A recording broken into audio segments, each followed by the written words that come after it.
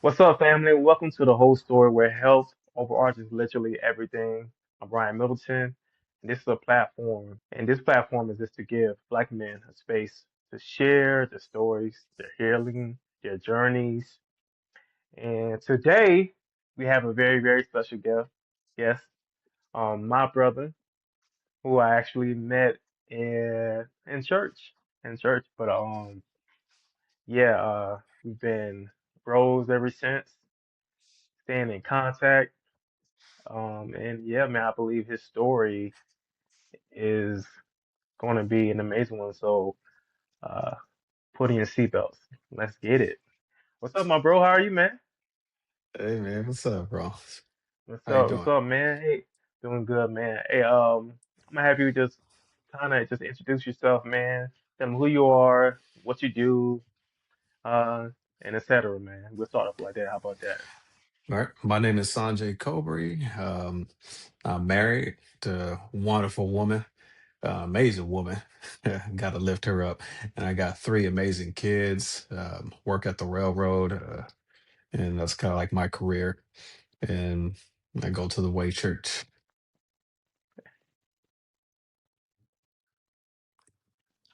Hey, that's dope. That's dope. Okay, shoot, man. You know what, man? I just seen yesterday. I was just reminded that this month is Mental Health Awareness Month. And I'm Mm. like, man, what better topic than to talk about than mental health? You know what I'm saying? Especially for us as Oh Black heck men, yeah! man. Yeah, so can you tell me just some things on how you've dealt with mental health and or if you know about it or if you had therapy, can you just kind of just break that down for us? Yeah, I was introduced. Well, I should say introduced, but I took it seriously back in 2021. Before I didn't really like think about mental health or anything like that. I was just kind of just going with the flow and just rolling through life like how most people do it without any Hmm. emotional intelligence. And until a situation happened is where back in 2021 is where my late wife had passed away, and I was going Hmm. through so much chaos and all kind of craziness. I decided to go into therapy, and that's what really Hmm. opened the doors to things that helped me process what I was feeling, what I was going through, and um, and how to navigate life essentially. Um, that really, I encourage everybody to going to seek mental health therapy. To be honest, there's just a lot of things and baggage that people's gone through throughout their lives that they need to get checked, and you don't realize what you're doing and why you're acting a certain way, or certain things that trigger you, and you need to get that stuff like checked. And that's what helped me out, man, so much. I encourage everybody to do it. Seek therapy. Man, that's good. That's good, man. Man, that's amazing. I mean, and then, you know what I'm saying, hearing about your loss, you know what I'm saying, I know that had to be tough, you know what I'm saying, mentally, to go through that, and I can't even imagine, also dealing with the kids too, trying to deal with that. How was that? How was that with your kids going through that process? No, it was crazy because there was stages to it, right? When I first found out that my wife passed away in the hospital, I had to keep that a little secret, to the kids because they were in the hospital as well. They suffered injuries. They were involved in a head-on collision, and that's what Hmm. caused the whole thing. So they were in that hospital. They're asking about their mom, and I was like, Yeah. they're like, "How's mom? Where is she?" And I'm like, she's doing fine. And it was hard to keep that together in front of them. But then there was Yeah. a point in time where I had to tell them that their mom had passed, and that was like the next hardest step. And I told them, and they obviously broke down. So now it's the grieving process. Now I'm a single father, living far, living in San Jacinto and working way out there uh, in San Bernardino and LA and all that stuff. Um, Hmm. the kids, the youngest one, Noah, he was 3. All he knew was he just didn't see his mom anymore. So middle of Hmm. the night, 1 or 2 o'clock in the morning, he'll just come banging on the door, just screaming, run around the room screaming. Um, my second youngest, he was kind of just holding everything in, and then my daughter, when she would have her episodes or triggers, and she'll break down crying. So a single parent going through all of that, it was hard. Um, Everything was a trigger, uh, and it was what helped me mostly was obviously God, because I stayed connected to Him. That is the source. Mhm. Because without that, I wouldn't have made it. I would have done something stupid, Yeah, and but yeah, it was just a lot of prayer and things, and that's what helped us kind of like overcome that heaviness and that grief in actually a yeah. very quick time, because normally things like this, it takes time, it takes years for people when they go through Hmm. a heavy loss. But it's God that really helped me out, and therapy and people who place in my life. Yeah. Man, thank you for sharing that, bro. That was definitely very just deep and just I was feeling that, man, because it kind of reminded me a little bit of when we lost our stepmom. Well, I lost my stepmom, my sister's mom, and her dying of cancer, and having to know what that feels, and but it's good to hear that your process that you went through, that you guys are where you're at right now, man. That's amazing. 'Cause that's not that long ago, man. And to be where you guys at, Mhm. to be at peace. I've seen your kids, man. I've seen, you know what I'm saying, like and see them, enjoy. You see you guys, now married to your new wife, and see how you guys are moving. Um, like I would have never knew. You know what I'm saying? That's it, and Right. that's a testament, bro. That's a testament of God, like you said, bro. And for you hearing God and taking it serious, to really deal with the mental health stuff, man. So I just want to kind of just applaud you there, bro. Thank you for sharing that. Shoot, And man. it's Let's go ahead, bro. Go ahead. what you do while you wait. While you're in that waiting season, I mean, you have choices, but it's what you do while you wait. And you know the three words I always tell everybody this, God always told me, trust the process, trust the process, because Yeah, we're all going to go through something, and there's things that He's trying to get you to, but you're going to have to go through the process before you get there. It's called preparation before manifestation.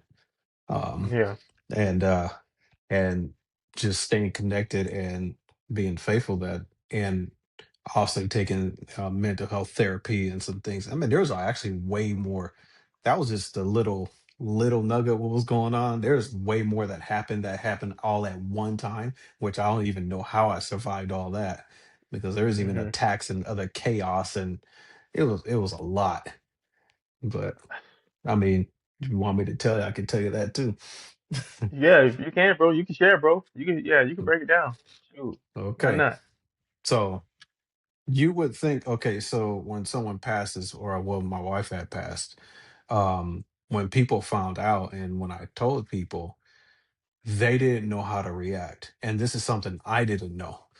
And when people would find out, once I enter a room or enter certain places, people will literally look at me and then walk away, literally just like they see me and they're like, oh, and turn. I was like, what the heck? There's people who stopped talking to me and just, and it started ignoring me. I was like, what the heck is this? I was like, just lost, my wife. Now other people who are kind of associates just stopped talking to me. I didn't understand that, but I took a grief share class, and that Hmm. was, a form of therapy, and they let me know what was going on. It was like the reason why people are doing that, because either A, it reminds them of what had happened and it triggers them, or they just don't have the response for you. And it kind of is like, oh, you know, and there's people even, I said, even recently, who hit me up after all these years, like, hey, I don't know why it took me so long, but I just didn't know what to say. And Wow. so dealing with that, everybody just left. So now I'm kind of like here by myself, and some Hmm. of the people that were around, um, they didn't know how to handle it. They were in a way trying to control things around me, and I think there was a sense of fear of Hmm. what might come next or where I was going to go, and that caused even more issues. So at the school where she my late wife worked is, a lot of women there. So they did come around to help, but I didn't realize there was other emotions and things in the background that they were Yeah. dealing with, Hmm. and that they were Yeah. also as well trying to control. And um, once I started to make my own decision choices and going in the way that I feel like I should go, or kind of like separate, people didn't like that. And after that, I was getting attacked. Then everybody around me was talking about me and everything like that. It's a whole thing. Maybe some things I probably couldn't say because it'll just take way too long. But I had to Yeah. navigate all that because I'm like, dang, what the heck? I was like, I'm going through all this, and y'all sitting there, you know, trying to control and trash talk me and everything, and even try to get into the kids' minds and all that, trying to steer them in a different direction. There was like manipulation in there as well, and I was like, oh heck no, I'm pulling you guys out of here. And my therapist had Yeah. said, and what happened was, I started to develop bitterness and hate because there was also some things that happened that was very shady what somebody had Hmm. done, and I couldn't believe they did that. It's kind of like backstabbed me to somebody that Yeah. I cared about, and I was like, Hmm. "What the heck?" And then I developed anger and bitterness, and I didn't let that go. So that was a Hmm. seed that turned into a stronghold, and now Yeah. I couldn't stop thinking about what they did every single day. And when that happens, then there's anger, hate that starts to develop, and even violence. I start having violent thoughts, and it got to the point where I just started imagining buying a gun and Hmm. want to go up into that whole house and shoot everybody up, and that's not Yeah. my character. Hmm. So the therapist told me, he was like, "How long are you gonna keep going through this?" And because you at risk of getting a heart attack. Hmm. So I had to make a decision. He's like, you're gonna have to separate yourself. And that's where God wanted to do. Because he had told me you're going to be there's going to be a new thing. You're going to meet new people, and he wants me to start something new, things I've never done before in my life. So he had to separate me from the old to take me to put me on a new road that he wants me to go into.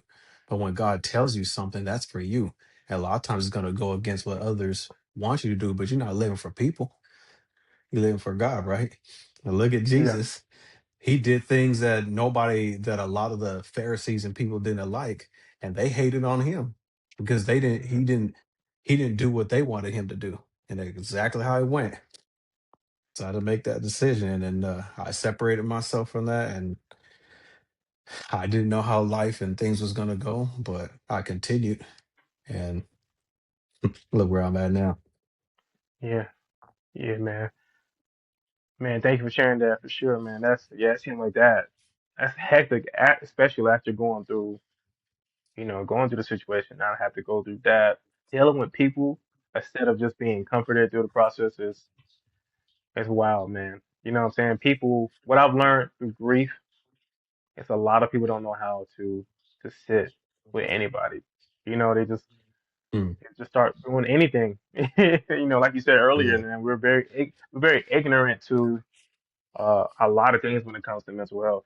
And I think we just suck as people at times, uh, just existing with somebody, right? Sitting there with Mm, somebody, we suck at that, and we cause issues that we don't really need to, and it's mm. crazy, man. But yeah, thank you for sharing that, man. You know what? Let's go into your upbringing. Tell us about your upbringing, uh, family, parents, if you grew up wherever you grew up at. Just give us a little bit about that, man, and we we can go from there. All right. So I'm actually first generation American. Yeah. My fam is born in Jamaica, and my great grandparents are born in India. Hence the name Sanjay is an Indian name. Mm-hmm. I didn't grow up with my mom and dad. Um, my aunt and uncle took me in to raise me, instead of letting me go into foster care. which I actually recently have found out that there was a chance that I was going to go into foster care, and I was like, I actually found that out a couple of years ago. I was like, oh, really? Wow. And I was like, oh, but my aunt and uncle was like, no, we'll raise them, and they took me in Los Angeles. I went to Audubon Middle School. uh, I lived over there in Leimert Park. Hmm. It wasn't like a bad neighborhood. I mean, some people will say like, "Oh, that's like a I guess a ghetto area where I lived," but I was like, "Yeah, yeah, I can see you're surrounded by the Crips and Bloods and stuff around there." But inside the household, my aunt and uncle had good jobs and everything, and they were very strict. This is what happens when you're raised in a around some foreigners and people from that are international. They're a little bit more stricter, so they didn't play that. But one day they said, I think it's time for you to, you know, go live with your mom. Hmm. Yeah, that was Ooh. another. That was something that hit me pretty hard because I'm like, ooh, uh, I don't know how to kind of really explain that because my mom, she has a mental health issue, so she Uh, deals with mental illness. She's not like all the way there, out of respect to her. yeah.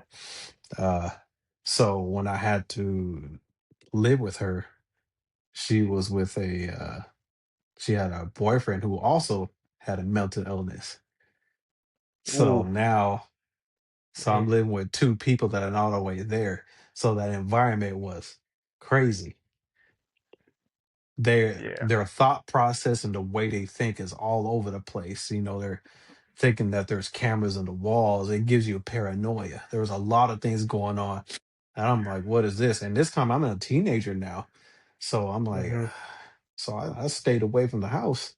And I just my mom kind of let me do whatever I wanted, and I started getting into the streets because of Ooh. that. Yeah. So Yes. I see, man. If anything I understand is no, because my ex-wife, mental health, bad. So just living with that, you know what I'm saying? The walls talking to you, and the cameras and all types of stuff, you know what I'm saying? Like delusions and all types of things. I completely understand. So yeah, mhm. man, that's crazy. So while so since because of the mental health, your mom, boyfriend, they kind of pushes you out, of course, because you need some type of sanity. So now it's like forcing you to kind of stay outside the house. How does that go for you? Is it bad or is it good? Or what do you learn from being out kind of in the streets? Well, when you're not held accountable for anything, you just have this freedom at a young age. That's a bad thing. Yeah. It depends on the person. You got some people who will take that and do something good with their lives, and you got some people who just won't. I started hanging around people and it's all about who you hang out with too. That's true. You become who you are now. Hmm. So these people, they drinking, partying, and all that stuff. I get involved in that. I used to have a motto: "Drink till you drop," and that's exactly Hmm. what I did. I drink so much until I fell on my face. Then it Lord. comes to doing drugs and all this other junk, and then for some reason, um, being wanted to be a game banger. So I started dressing in all red, black and red hat with the B sign on it, black and red shoes, red shirt. I even got me a red Mustang. And sitting there throwing out the B sign and doing sue whoop everywhere.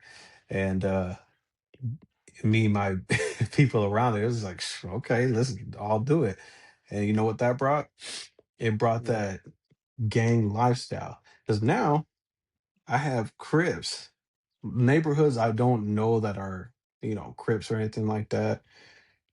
I had people will literally sit there and follow me. So I was sitting there getting followed, chased. People wanted to jack me because they thought I was a blood, even though I didn't really, even though I was portraying myself that. I was like, well, basically, I'm just getting what I kind of like desired, just like that. And now Hmm. I'm living in paranoia, because now there's people out there trying to get me and stuff. And um, I almost got shot over there in Western and King. because again, I went into a territory I did not know about, and there's a whole Mhm. bunch of guys that ran up on me, six of them. Normally, people get shot over there, and they was like pulled up, and it was like, "Where you from?" I was like, "Oh, I'm not from here." And to my amazement, these guys they just nod their head and walked away. That doesn't happen. Mhm. That Mm. was that was just God looking after me. Ooh. Yeah. So it took me down that a wrong path, man, and then started sleeping around and stuff like that. Oh Mhm. man, even talking about that is just kind of making me sweat because I was like, I can't believe I did all that. But Yeah. um, I just thank God He saved me and kind of let me realize, like, okay, that stuff was nasty, you know. So, Okay. Okay. Yeah, thanks for sharing that, bro. So when is the part as far as your mom? So after you get in the streets, right? When does your mom does she try to change, get help for herself, or no? Does it kind of end there? You kind of just start living life from there and becoming your own person. You well, know. my mom was she had her doctors and things like that and took medication, but it just kind of really didn't help that much. Uh. So I think when I was with her, I can honestly say that that was her good days, even though it was a little off. But Mhm. as years went by, it just progressively got worse. So I eventually so this is where I kind of met my late wife. So I ended up getting Mhm. married and everything and moved out. So that was kind of Okay. the separation from that environment. And the Got crazy it. thing is, when I had got married 3 months after I moved out of my mom's house, her apartment burned down. Ooh. So she had to move elsewhere. And that's what separated, her and her boyfriend. So this is kind of like the transition. Now I'm getting married, going back to church now. And Mhm. that's when my Okay. life started to change. Got you. Got you. Okay.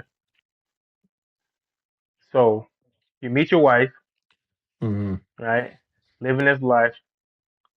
So I mean, did you have? Yeah, I guess I asked it. As a black man, did you have a good picture of what marriage was supposed to look like? Oh, You know, you know. heck nah.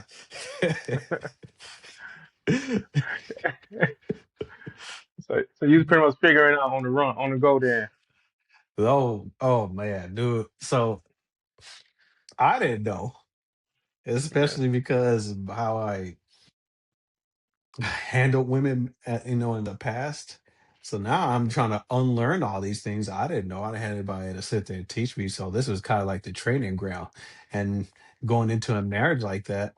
And see, there's two sides to it. You got the physical side, and there's the spiritual side. Because now I'm bringing all my junk spiritually and all the soul ties and everything right into a marriage. Did I know all that stuff then? No. And you know what that Mhm. did? The first 7 years of the marriage is hell. You. Didn't know why we were clashing, couldn't connect. I mean, it was so much clashing in every single area. I'm talking about sexually, everything. It was all just like boom, boom, arguing weeks upon a time. And I didn't know all that stuff, but that's because this is the thing. A lot of people that get into marriages, right, and they don't know that they need to kind of get rid of the things that they have inside them spiritually, because now you're bringing all that stuff in and you don't know why you arguing for days on a time. I don't know why you can't have peace, and that ain't the way God created marriage. Yeah. I didn't Yeah. know about Exactly. that stuff. I didn't know about it till later, until God revealed to me that I was like, I'm gonna need to go on a fast and get rid of all that soul ties, the bondage and everything I connected myself with all those women, and also the generational curses. After I fasted 3 days, the last 2 years of the marriage was the best out of all the seven. Everything just flipped. I was like, oh, this is what that is. I was like, how come I didn't know about this? Or why nobody teach about this stuff at church? At least the church that I was going to at that time. I'm like, that could Yeah. have saved me a lot of heartache. Exactly. So while you were in that church, did you find any type of brotherhood or men that kind of took you in under their wing to kind of just show you the way, or was that would you say that was kind of hard to find at that time? Um, it was a very small church. I didn't really connect with too much people. I was kind of around my late wife's family, and I would say Mhm. the person there would be my late wife's grandpa. He was a pastor, so he would instill some wisdom in it, and but I didn't really. Um, I was close to them, so that helped my growth, both the pastors and everything. But I wasn't necessarily like close to any men like that. I was just mainly around my Mhm. wife and her family. That wasn't until like maybe later on, I say recently, where now I'm kind of getting around men because I do wish, to be honest, man, I wish when I was going through all that grief and stuff when my late wife had passed that I had men Mhm. around me because Mhm. at that time it was a lot of women and I didn't want that. It wasn't like I was sitting there seeking after that, but that caused too much problems. And now I see why they say when you're going through something, it should be men and men and women, women instead of you mixing the two because feelings can develop and all this stuff. So at that time, Mhm. I wished I had men close by me, but I didn't because all the people I used to know back then, I had to let them go. I mean, I can't carry Yeah. drug dealers around my back, so I had to let a lot of people go. And then I didn't develop relationships. So now, this church now, I have a discipleship group, and I'm able to open up about things. There's people I'm getting to know, and there's people that sitting there just praying for me, and I think that's very important to have, man. You have to have a brotherhood and some men around you to kind of help you along your journey. Wars, okay, I'll put it this way. Wars are not meant to be fought by yourself. It's meant to be fought with an army. So you need people around you. That's good, bro. That's good. I like that. I like that, man. Thanks for sharing that for sure. So I'll ask this real quick. So as far as your testimony, right? When did you, or do you have a salvation moment, or was it something that was a process of of God find, we would say we found God, but you know, the truth is He found us. So can you kind of share a little bit of your testimony about how God found you? It was very early on in my life. My grandma, she was a believer. And, I used to love going to church at that time. This is when I was like maybe 6, 7 years old.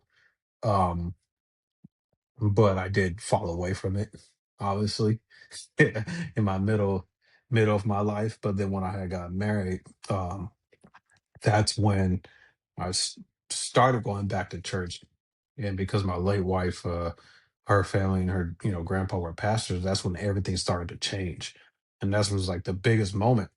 Because then I got on fire, and then because I was also working in Los Angeles, what I'll do, I'll sit there and just listen to the Bible, and I was doing it like every single day for hours. My drives were like 2.5, 3 hours, so I was doing it every single day, Hmm. and that's how I grew the most. And I didn't know that what was going to happen in the future. Obviously, we don't, right? But now I understand. God was sitting there preparing me, obviously, for new my new wife. He knew what was going to happen, right? But then he Hmm. knew that there's somebody else that you're going to have to reach. And so then when I, married my new wife, it started to it just really continued, um and even blossomed even more. Yeah, you met her, Gabriella, and she's Yeah. uh the worship leader now, and we're at this new church that just opened up doors to things. I'm like, wow. I'm like, where was all this? And I kind of wish some of these things was implemented at other churches. So I'm starting to learn even more and get a more direction under that new leadership. And everything has been great and uplifting. And just amazing after that. It's just so much growth now that I've ever had, even way more in my past. So it was a process. That's good, man. Thank you for sharing. So what does whole? So I have my whole thing is where health overarches literally everything, right? So what does being a whole person, a whole black man, mean to you or look like to you? Freedom. It's freedom. That's where it is. Where you're not held down. I mean, so remember I was saying I was going through all those anger issues and everything like that, right? Um, Hmm. there was a lot of unforgiveness and bitterness and all that stuff, a bunch of things. Obviously, I'm not whole at that time. I'm going through. And this is why I thank God for also putting, I mean, the main person that helped me through all that was Gabby. She was there. She prevented me from doing things that I wanted to do and gave me a lot of insight. God was obviously using her, um, but I don't want this to get misconstrued or misinterpreted, because sometimes I can say, you can say things like, oh yeah, there's a woman that helped you through it or something like that, but that's not always the case for everyone. God works differently with everybody. It was just Yeah. in this, he had somebody there to help me. She prayed with me and helped me overcome and get through all these things, and God was using her. Um once I took the Holy Warriors 2 class out the way. That's where I got delivered from that anger, and I had all that unforgiveness. And once I was able to do that, I was like, everything, it's like I could breathe. And Hmm. it didn't take long when it came to the grieving part. And this is where it can be challenging, because yet again, it doesn't happen that way with everybody. But Exactly. and this is why I always have to put God into it, because he works in ways that surpasses all understanding, right? So his Hmm. ways is not our ways. So he did that in his timing. Like how you said earlier, you was like, "Oh, I met you guys. It doesn't look like you guys went through anything. You wouldn't have known anything unless I had told you. You just think we're just Hmm. a normal happy family." But that was his doing, and he did all of that in his own way, and he was in control. But that's because of the faith in me just leaning on him to get to that point. And here I am now. You couldn't tell, but that was just the healing and everything that I let go and God working in me. And that's what, so this is total freedom, to be honest. I mean, yeah, I have joy. I'm not saying I don't go through anything, but some of the things that I've learned through therapy, it helped me. It reminds me to, like, okay, sit back, think. I've learned a little bit emotional intelligence from that, but it's just freedom, man. You can go through life not feeling bound or held back, and things of that nature. But it's just freedom. You're not getting triggered by things. See, that's good right there. I like that, man. You know, it just kind of leads to the next question. So you got your son, right? He's getting older now. What what are the things that you would advise him as he's, you know, getting closer to high school, he's getting in those teens and things like that. What are the things that you are encouraging him, or how are you leading him, especially as a young black um kid in these United States and this world, as you see Mm. what is going on out there, is very real. Um, how would you, or what would you share with him to help him to navigate these times, or also as he's becoming that man that's eventually going to be in his, in his 20s and 30s and 40s? What would be your best advice for him to navigate this world as a black man? Well, first, um, we always encourage him. It's oh, this is I thank God for bringing me give me Gabby because we both she instills a lot into him and she loves him. We gotta love these kids and then Hmm. teach them how to love themselves because most people don't. And so we just teach we have them build we build them a solid foundation in Christ first because they're gonna need that on this journey. You have to because life happens, right? And we just teach them the right and wrongs, what to look out for, and not to be, and we just give them examples of what not to do, and and and they see that. I mean, they're in a place where they're growing, especially the kids world department they have at the church. That's helped them a lot grow, and they're getting taught about things that even some things that I might be missing or teaching them, but even on the spiritual end. So they're constantly just he's constantly just getting fed. And also me and Gabby were role models. He looks up to us and he loves what he sees. So he's gonna model that. So you just gotta we're showing him obviously what love look like, what loving his wife should look like, how his wife should treat her husband and vice versa.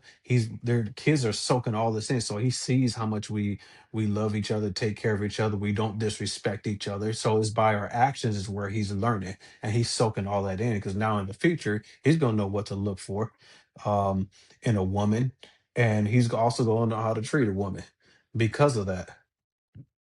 So it's just having that action in the home um, that's going to actually going to propel him, and also discipline. If he messes up, we're going to discipline him. We're not going to just let certain things slide. But we'll also have grace and mercy, but it's just all part of parenting and being there Yeah, for him and supporting him, and that's what we're doing. I think that's man. I think that's just what when it comes to the black man, that's what's missing. Black men aren't aware of cycles. They're not aware of what they've been through. They're not aware of the things that's going on inside of them, and they're just repeating things unknowingly. And that's why there's those cycles, and it keeps on going and going. You see them. Well, you see a lot of black men doing the same stupid stuff all the time whether they're not in the homes being with their family. I'm like, heck no, it ain't gonna be me. But it's gonna take you to have some type of discipline or somebody to tell you, like, no, don't be like that. Be different and get back in the house. yeah, yeah. That's definitely, yeah. That's good, bro. Thank you for sharing that. Y- you. I'm kind of going another way. You have, as far as your mental health, what do you do as far as hobby wise, or do you have any hobbies, or is it things that you do that kind of uh that's outside of your family that kind of helps you with your mental health, help you with your thoughts and things like that? Do you get out? Do you do anything? Um, this is what I love about my wife. She instituted family time. Hmm. That was something that wasn't really present too much, especially when I was just a single parent because I had to sit there and do everything, work, cook. I didn't spend time with the kids because it was just so much to do. And previous lifestyle, it didn't we didn't really do that too much. But she was like, no. She came in was like, we're all gonna eat at the table. And I'm like, okay, didn't really do that. So now we're all eating at the table, conversating, talking. So the family time, we play games with each other, we go hang out with each other. So these are the things that we do, and I love doing that with my family, like taking them to the movies and doing things. As far as like personal time, I don't. This is something I do need to work on is personal time because I am known as the busy one. Don't have time for a lot of things, but music would be my thing. I love music, love playing instruments. That would be my getaway. I just but I don't. Unfortunately, I don't really get to do that too much. I do. I know we're having this same conversation because I think me and you talked about this before when I first met you. Yeah, yeah. Yeah, I'm still work in progress on that, man. When it comes to Look, that, man, but I get it, bro. like I said, I'm about to get into, you know, fashion and learning how to sew and tailor and stuff like that. So I can have, 'cause, it's a fight, bro. I'm not gonna lie. I'm with you. It's a fight to find certain things and manage that time. You know what I'm saying? Especially when you're in ministry and you have family, and you're doing these things and of course work and all types of things. It is tough. But yeah, definitely squeezing that time in, I believe, like it just makes more, gives us more clarity and it gives more. And I think it helps pull things out of you that, like I said, we didn't know what was in us, you know what I'm saying? And that's the beautiful part, I think, in becoming whole, right? It's finding out, it's through the journey, finding out new things about yourself. You're like, oh snap, I like doing that. Oh snap. But no, man, thank you for sharing, about the family and stuff like that, and being honest, about the fight, because the fight is real, man. Mm, Can't heck lie, yeah, it's a fight. it's a That fight. must be annoying. It do be annoying. All right, I'm gonna leave. I'm gonna give you this last question, man. It's a brother out there who who's struggling with loss, right? Your story, man, is it's a heavy but beautiful one, right? Um, on a very pivotal point in your life is, and that's on loss. But you came out of that. I mean, I even just came. You're coming. You know what I'm saying? Because I know it's always various. Grief can pop up anytime and anywhere. From the kids and just we're allowed to grieve, right? And we never know how it's gonna come. So um, what could you share? What encouragement could you share with a black man that's going through um, that process right now?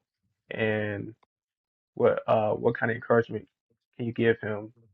To let him know that uh, it's okay. You can keep pushing. So when it comes to loss, yes, it's a very heavy thing. Um, there's going to be triggers. There's going to be things that you're going to see here that's going to trigger you and remind you of that person, and it's okay. Also, don't hold your feelings in. Let it out. One thing black men, and that's to say all men struggle with, is conversating. That's a form of therapy, is having communication and also crying. Less a form of therapy is letting those things out. You gotta let it go. I mean, even until this day, I do, when there's emotions that arise, whether it could be, I do hold it in sometimes, but but it's not healthy for us. We have to learn to let those things out. Also, Yeah, take a grief share class that will help you understand what you are dealing with, and it'll help you to navigate that road, because it is a territory that you're not going to know how to navigate. You're not going to know what you're doing, and you could yeah, possibly be making bad and wrong decisions based off of your feelings. Feelings are up and down, they go left and right. That's not something you can consistently rely on. You got to be wise, but you're not going to know that in that time. You're not going to know what to do because you don't have that intelligence for it. So take a grief share class, get into therapy, and that's what's there. Those things were made for us. yeah, There's people who are trained, who take psychology, who knows how the mind works, and who help you and guide you through. Just be careful of. Also, when it comes to a therapist, um, don't be afraid to switch a therapist. If there's a therapist that you see that you're talking to and you may not like, you can switch. You can switch to another one. They allow you to do that, and that's perfectly fine. Um, also be a believer. You cannot do this life without God. I can tell you that right now. I'm a firm believer for it. I'm a living testimony of it. You can see that for yourself. Um, Restoration.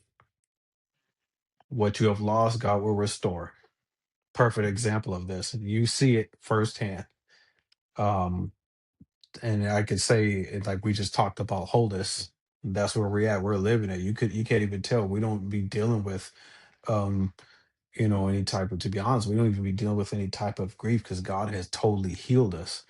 But it takes a greater power to do that. You can't do everything on your own. You can't be your own Superman because you're trying to rely on your own power, and your own power is weak. It needs something greater.